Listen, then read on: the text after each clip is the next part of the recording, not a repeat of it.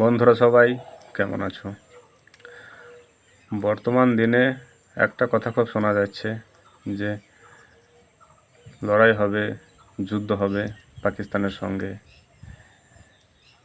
এই যে কিছুদিন আগে কাশ্মীরে যে ঘটনাটা ঘটলো সেটার একটা বদলা নেওয়ার চেষ্টা চলছে। কিন্তু সত্যিই কি সরকার যুদ্ধ করতে পারবে, লড়াই করতে পারবে? আমার তো মনে হয় না সরকার করতে পারবে। মুখে যে যাই বলবে বলুক, কোনো কিছু কাজে সফলতা পেতে গেলে একটা সঠিক সিস্টেম, সঠিক নিয়ম মেনে পরিশ্রম করতে হবে। সেটা তো সরকার করেইনি, আজ থেকে কি অনেক বছর থেকে করেনি। তো কিভাবে সরকার কোনো কিছু ভাবে এগোতে পারে?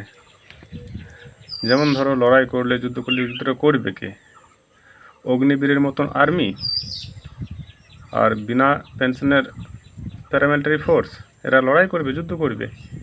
এদের নিজের ডিউটি যা করে সেই পরিমাণে বেতন পায়, এক্সট্রা কোনো সুবিধা সরকারের তরফ থেকে নেই। তো বেমতলব কেন নিজের জীবনটা দিতে যাবে বলো?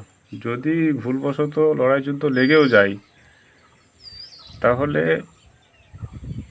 সামনে দেশের যত ফৌজ মারা যাবে তার থেকে বেশি ফৌজ তো ইন্ডিয়ার লোকের মারা যাবে। কারণ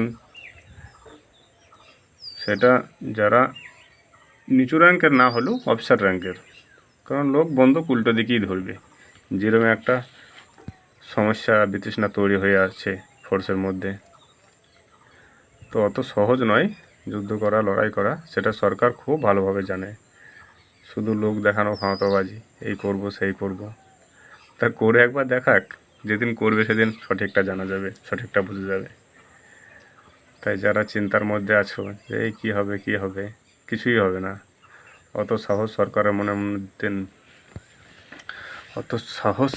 মনের মধ্যে নেই যে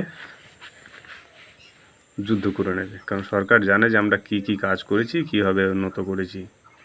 শুধু লোক দেখানো, ভাঁতবাজি করলে হবে নাকি?